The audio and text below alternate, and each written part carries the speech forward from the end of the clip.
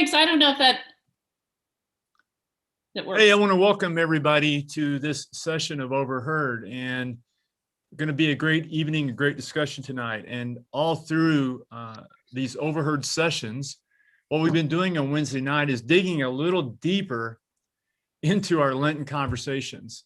All this Lent, we've been doing a different kind of fast, talking about fasting from those things that keep us from being the people that God has called us to be.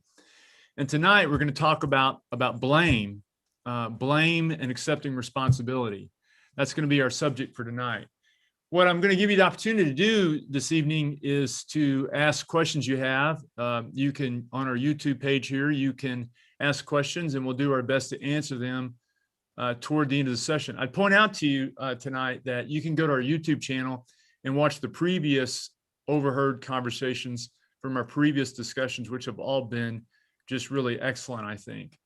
One of the things I'll point out is that we do plan to do some more of these in the future. And so we do hope that you'll spread the word. These are recorded and they are on our YouTube site, and you can share them with others. And we do plan to continue them in the future. Well, tonight is my special honor and privilege to welcome Amy Venable, the Reverend Amy Venable from Boston Avenue United Methodist Church. She's associate pastor of pastoral care at Boston Avenue. And she's a Tulsa native, grew up here in Tulsa, actually grew up going to Boston Avenue Methodist Church, United Methodist Church, and is now back serving her home congregation. And so welcome tonight, Amy, to this discussion. And we're really excited to have you. And those of you who go to Harvard Avenue may not know this, but her sister is on our staff and plays piano and organ for us here at the church. So welcome, Amy. We're glad you're with us tonight. Thank you so much. And my sister loves getting to play keyboards at your place. She's really enjoyed it. Well, she's exceptional. Do you sing? Do you play piano? I sing a lot better than I play the piano, but I took from the same very mean, demanding teacher that Kathy took from for 10 years. So I've got it. I just don't have what she has. And my big teenage rebellion was at 18. When I went off to college, I knew I didn't have to take piano lessons anymore. So I kind of stopped practicing, and it does make a difference. Amy, where did you go to college? I went to Washington University in St. Louis, Missouri. Great school. And when did you know that you were being called to ministry? I was a double major in French and international studies, which was not a direct bridge to seminary for sure, but I spent my junior year abroad in a town in Normandy called Caen, C-A-E-N. And I think God was working on me the whole time. I was thinking so much about what I want to do when I get back to the States, and noticed how different a country was, a different country France was, where when I would go to church over there, it was me and a few 85-year-old ladies inside the town's cathedral. And I thought, gosh, I talk about blame. I started feeling guilty, thinking throughout the first 2 years of college, I was not involved in religion all that much. And I thought, I need to get back into the faith community, or I'm just living like the people in this town who don't care about church anymore. So I came back and worked with children through a church in the summer, and I felt my call to ministry there, not to work with children, but I felt called to work in the church. I mean, I enjoyed the children, but I don't think I wanted to do that full time. So my uncle, who's now deceased, was a Methodist minister, and I asked him for advice, and he said, why don't you go hang out in the seminary and let the Holy Spirit work on you? Wow. And I thought, okay, well, if Uncle Fred says to do that, then that sounds like a good idea. So that's what I did. And you went to Perkins at SMU? Yes, I did. That was it was within driving distance, and they gave me the best scholarship money, I'll be honest. Okay. So it was a great. winner. Well, hey, I want to ask you a question. I mentioned this before when we were talking beforehand. You know, everybody right now has put stuff on hold that we've been waiting to do, stuff we love to do, travel, theater, movie, any number of things. What have you been putting on hold for the last year that you just can't wait to go and do once this whole thing has been lifted? You know, David, I have this daydream of this is not something that I ever do very often, but going out dancing, and I don't know what that'll look like. Yeah, If I'll just need to go hit all the bars or something. I don't even, do people dance at bars? I I don't don't know. know. But just to be with people enjoying music, I'd love to figure that out. Also, just eating in a restaurant with other people. I have not really done much of that at all. Mm. Um, and going over to friends' houses and feeling confident that we can sit in the living room and talk and not have to have pillows up over our faces. And of course, well, going back to church and Oh being yeah. surrounded by a few hundred people, that's something I've really missed. Well, let me say this before I forget. I want to say thank you to Boston Avenue, to your church, and to your staff. Relay this to them that our folks on Sunday morning oftentimes are watching your service, and they comment on how much has meant to them during this service, during this season, and particularly some of our older people who can't figure out the technology to watch our service because you're on TV. You've been their church for this period of time. So thank you for that. We appreciate it. Tell us what you do at Boston Avenue. Well, I am the minister of pastoral care. So, and other duties as assigned. Yeah. But my main thing is to visit the hospitals to see our members who are in the hospital. And every week, almost every day of the week, somebody who belongs to Boston Avenue is in some hospital here in Tulsa. The other thing that takes up a huge chunk of my time is funerals, and just being the size church that we are, Yeah. with the average age, we do have our share of funerals. I've had 3 this week. Oh my gosh. So that takes a lot of time, as you know, to prepare, meet with the family, then do your part, and just being there, and it takes a lot of energy out of you too. So I also participate in worship leadership, and I preach occasionally when the boss is out of town. Hmm. And I teach a class on Tuesday or Thursday nights and teach Sunday school, and just, I'm on the team, so I do a little bit of everything. So how has this pandemic changed your work? What do you see happening in people's lives this last year that you've been dealing with as a pastor? Well, the first thing I noticed was, I guess it was March 15th or March 14th of last year. Mm-hmm. Oh my gosh, I can't go to the hospitals. Hmm. And every day almost, the first thing I would do would be usually start at St. Francis and then work my way north to St. John's and Hillcrest. And I thought, well, I can't do that for the next 3 weeks while we're under this quarantine. So I thought, I've got to make up for that. So I'm going to open up the Boston Avenue directory, and I'm going to write a personal note to every person in the Wow. directory. And so a year later, I'm in the N's, the letter N. It's too big of a church to actually get that done. But as the pandemic went on, I kept writing these notes. And occasionally people would say, hey, great to hear from somebody, or hey, let me update you on my life, which Yeah. was kind of the point. And I've written, I think, 1,024 personal notes, which I would not be able to do during regular That's operating amazing. hours. That's amazing. Well, my right hand is, shriveled up to a nub at this point, and I've gone through many pens. Actually, my sister bought me a nice pen for Christmas with some nice refills, and I've gone through all the refills that she sent with the gift. So that's been kind of fun. But then as things are starting to open up, I'm finding out just this week that the 2 saints, St. Francis and St. John's, are open with severe limitations, 1 person at a time in a Okay. room. So I think my letter writing days are over and I'm headed back to the hospitals. But I have noticed our people, bless their hearts, they have gone along with the severe restrictions around funerals. I think that's been the biggest thing for me to notice, Okay. that people have their loved ones die, as some from COVID, but some just from the regular things people die from. And it just breaks my heart, as it does yours and many others, I'm sure, that Yeah. we can't have a big service in the sanctuary. And it's just a little handful of people standing at the graveside. And so we've figured out how to live stream those services and so on, but not to be some folks have chosen just not to have a service at all. So not to have that psychological ritual and just that part of your faith that you always expect you will have. I think that's been terrible.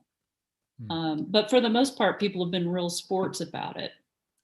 Well, we appreciate the work that you do. And I know those families must deeply appreciate it. I would be very touched to get a letter if someone wrote me a letter like that, a personal handwritten note. Really wonderful thing for you to do. I'm sure they really appreciated it. And we've had the same thing. I'm doing a funeral tomorrow, and it's been really tough on families. It's made the grief even more profound. Let's go ahead and get into the subject now of blame and responsibility. And my sermon last Sunday was, I used this one quote: blame is easy to assign and responsibility is difficult to assume. And I talked a lot about accepting personal responsibility for our lives and what would happen if we stopped blaming others. We stopped saying it's not my fault and started accepting responsibility for our lives and asking God to change that default mode inside of us that says, I wasn't wrong. I'm not at fault, and began to look at ourselves and to look at the work that we need to do. What I'd like to ask you about is your particular take on this blame subject, on how you see this topic and what angle you would bring to those who are listening that perhaps is different from the one that I shared on Sunday. Well, I did listen to your sermon after the fact and paid special attention to the music, of course. Anyway, I thought the music was really good on Sunday. I was just have to say that. But it was really good with your bell choir, and the piano was very good, of course. Kelly Ford was very good. I heard you saying it's so natural and normal for us to say, hey, it wasn't me. I didn't do it. Yeah. She did it. Yeah. And I sat there thinking, with all the work I've done on myself on not doing this, I tend to take the blame. I'm the first to say it was my fault, really almost too much.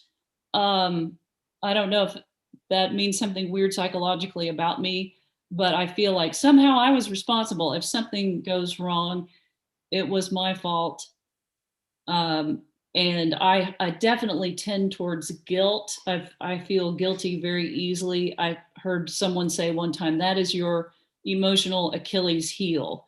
You blame yourself and you feel guilt and shame really too much. And I don't know what that's all about, if that's more a woman thing than a man thing, or some element of the sermons I grew up with, or what the mailman said to me one time, but somehow that is stuck in there, that you ought to take responsibility. So I think that's sinful too, to blame yourself when you don't deserve to be blamed, and to feel bad about yourself, because God created me. God created all of us, and we are all special children of God and created in the image of God. So we don't need to downgrade ourselves.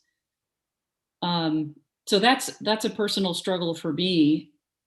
That I think that's a really important message for folks to hear, because I imagine that there were significant numbers of people in worship on Sunday listening to the message who thought the same thing.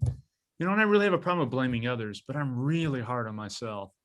And I tend to blame myself for whatever happens, and I own things I don't need to own. Let me ask you a question.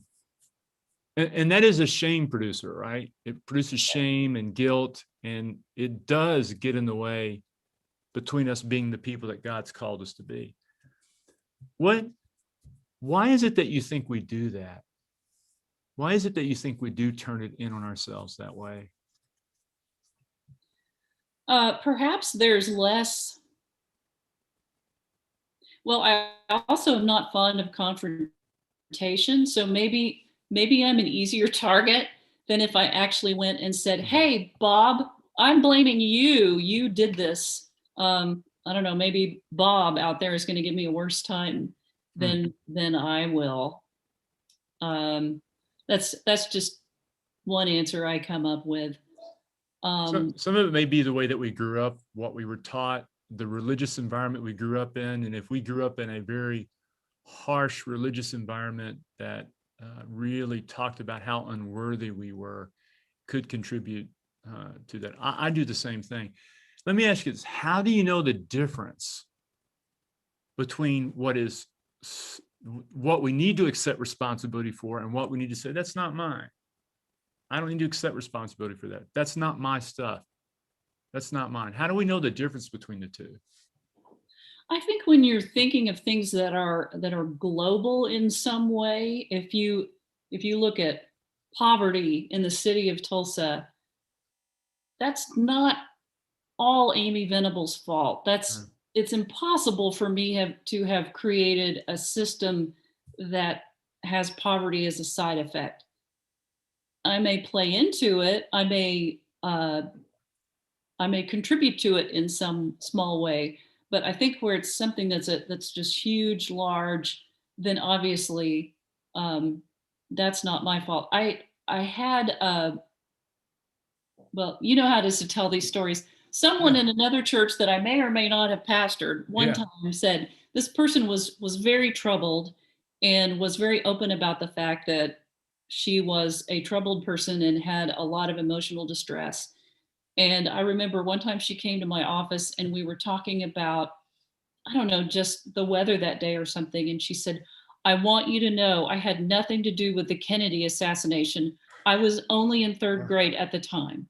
Wow. And she wasn't kidding. And I said, well, goodness gracious, I would never have blamed that on you. I would never even thought about that. But I thought, what a weight that she walks around feeling like somehow I was responsible for that, even though I was a third grader, or people think I'm responsible for that. So one way to tell the difference, I think, is when you have people who are in their right mind around you saying, look, this is not your fault. I think it's so important to talk about things that are bothering us, to seek counseling, to share with a very good trusted friend. And often that person could say, I think you're blaming yourself way too much. I think you need to let off. Sometimes we can just think ourselves into a real deep hole and we can't pull ourselves out of it. That's the important work that we're called to do, isn't it? The work of discerning, this is my work to do. And sometimes our work to do is sorting out what we're responsible for, what we're not responsible for. And there's some stuff that gets put on us that's toxic and unhealthy that we just need to shed. What's the role of forgiveness in all of this? Well, if you walk around blaming other people or blaming yourself, eventually to lift that burden, you're going to want to forgive the other person or the other people, or forgive yourself. I listened to a lecture by Buddhist teacher Tara Brach, she's easy for anybody to listen to.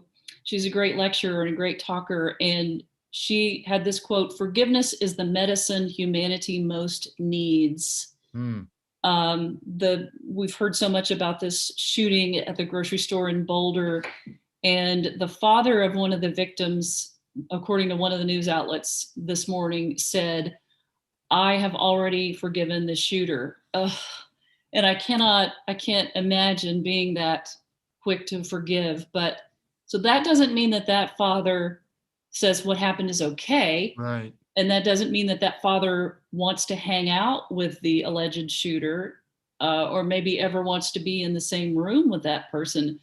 But the father has already said, I can't bear the burden of anger at that person on top of the intense grief that I have. And I know the Amish in Pennsylvania are famous for that. When there was the killing of those school children in the one-room schoolhouse, they all stood up and forgave the shooter. And you think, how can you do that? Well, maybe they have more practice than we do or something.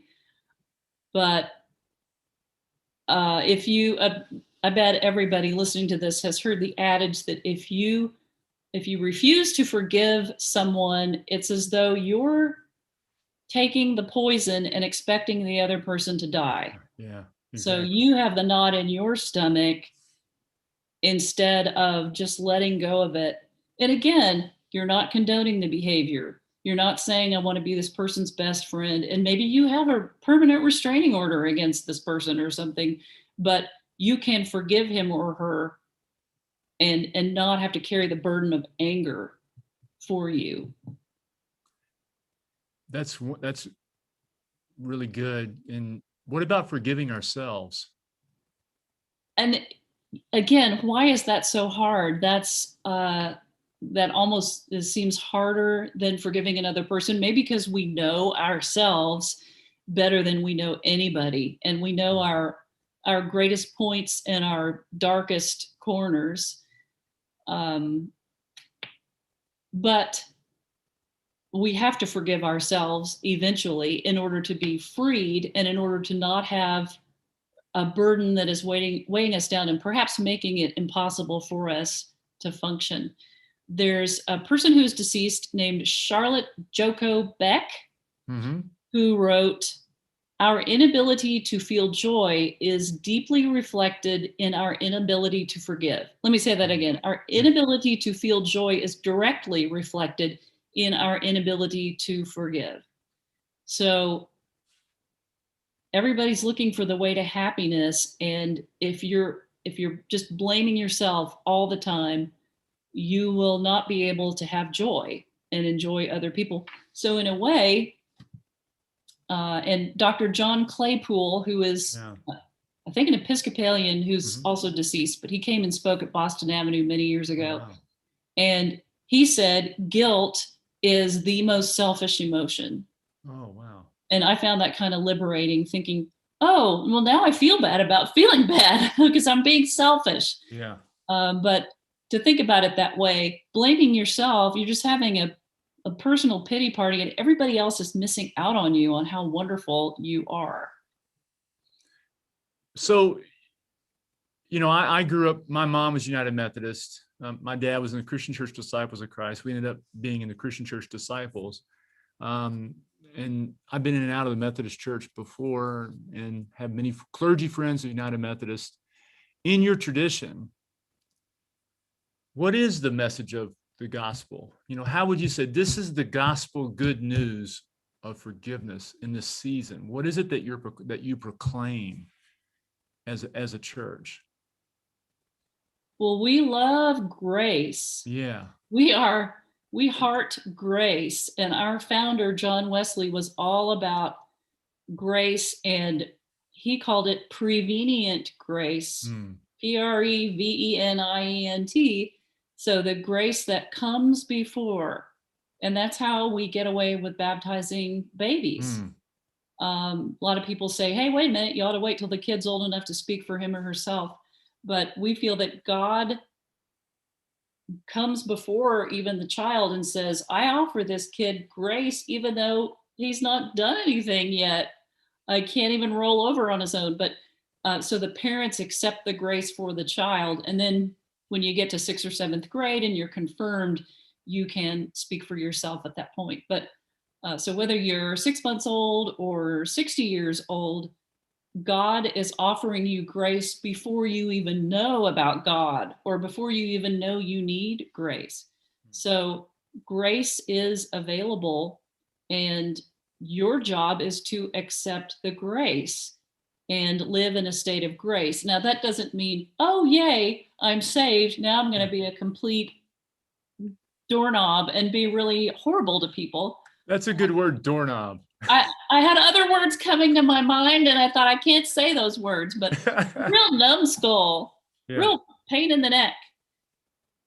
You're supposed to live a life, live the way Jesus would want you to live, of course. But if you slip up, then there's more grace. Then you get to ask for forgiveness and start over. And but let me ask a question. Jesus told us to forgive others. Oh, I'm sorry, I interrupted you. Jesus I'm No, sorry. please go ahead. We had a little cutout there on the screen, Mm. and I missed the last part of what you were saying there. Oh, I was just saying you can mess up and then you ask for forgiveness and and you can get it again. So Jesus said, forgive 70 times 7, and that means you too. So let's get into the subject of what's happening in the world. And these are, first of all, I do appreciate what you said about blaming ourselves, and forgiveness is an important part of this message. I think people would be grateful for that today. So we look at the world we live in. Things are a mess right now. The mass shooting in Colorado, the racial issues we have in our country.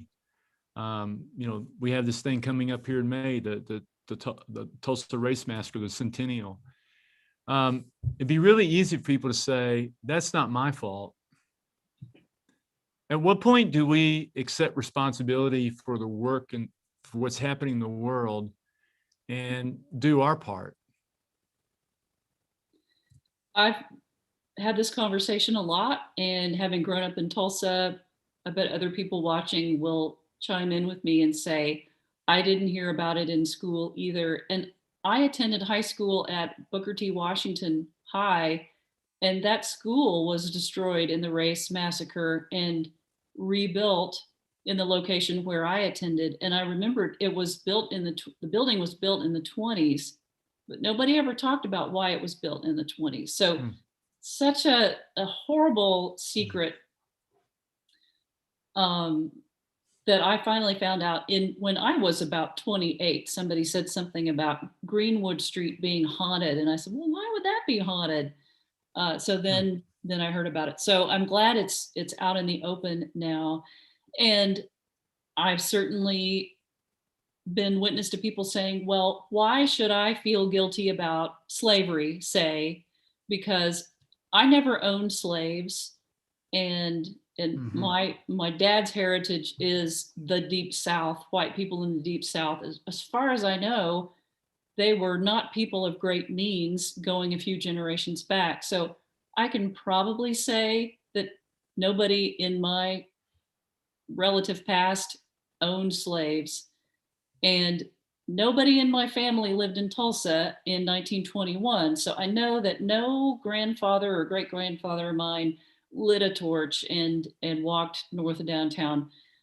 But being a white person who has white privilege that I'm very aware of, I know that I have benefited from not being a person of color. Growing up in the time that I've grown up and living in the world right now as a person in her 40s, I know that I have had advantages that people of color probably have not had. So that's where I'm complicit. Didn't deliberately hurt anybody, but I know that I have benefited from the system the way it is. When other people are kept down, that means somebody gets to rise to the top. So, but I'm back to the guilt and shame thing. I think what we are called to do is to take responsibility for it. As you said in your sermon, take responsibility to take care of our fellow human. Right. We don't need to feel necessarily guilt and shame about it, but to say, okay, I'm alive on the planet here in Tulsa. I can work to make life better for my brothers and sisters who are persons of color. And if that means reparations, then great, let's look at how we would do that. If that means making sure that companies become more diverse workplaces, let's work to do that. It is beyond time. It is way high time. How have you addressed these issues at Boston Avenue? These are tough topics for churches, can be divisive topics too. You bet. Well, I give a big thumbs up and a round of applause to my boss, the Reverend David Wiggs, who is, he was the youth minister when I was in 9th grade. And so we both have this career where we keep coming back to Boston Avenue at different times. And so he's my boss now, and I'm way past 9th grade.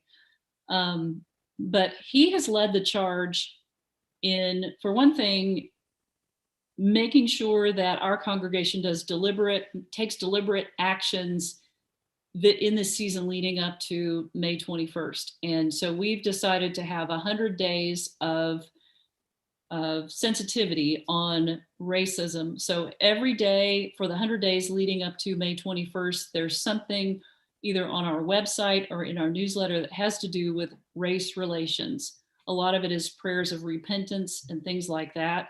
He highlighted every Sunday in February something about Black History Month, telling a story about a great Black person or the stories of the Black church, even talking about the race massacre some. And oh gosh, this is probably about 4 years ago, 3.5 years ago, when Dr. Robert Turner came to be the pastor at Vernon AME, which is the only church that is still standing from the race massacre. Well, one wall of it was not knocked down. And the church sent out invitations to every pastor in town saying, please come to this come and go punch and cookie hour Sunday afternoon at Vernon AME to welcome our new pastor. A bunch of people showed up and it was a great party, but David was the only white pastor who showed up. So he and Robert Turner have been real tight since then. And we've tried to build a relationship with that church since we're Methodist and they're African Methodist Episcopal. We all came from the same place, but racism split us apart. So we've been doing mission projects with them, helping them with their daily food kitchen for the homeless. And it's just a small step towards building a bridge with that congregation. So I'm really proud of the work Boston Avenue has been doing about that in the last few months. Well, thank you. That's outstanding and inspirational to us as we think about how we move forward, right now. I wanted to mention, so I have a question. As someone who focuses on pastoral care, how do we go about creating congregational cultures where the responsibility for pastoral care is shared and doesn't just fall on the ministers? Great question. Yeah, well, as many times as I can. I remember at the church where I was pastoring in Norman, I was standing there one Sunday after the service was over, just shaking hands and saying goodbye to everybody. And this one woman, who shall remain nameless, came up and said, "Amy, your potted palm is looking really sad. You need to water it." And I said, "Why don't you get on that? You could water it right now." And she was not pleased. There was no smile in her face. But every opportunity I can, I say, hey, anytime you visit somebody who's grieving or in the hospital or just had surgery, the church has showed up. Anytime you show up, the church shows up.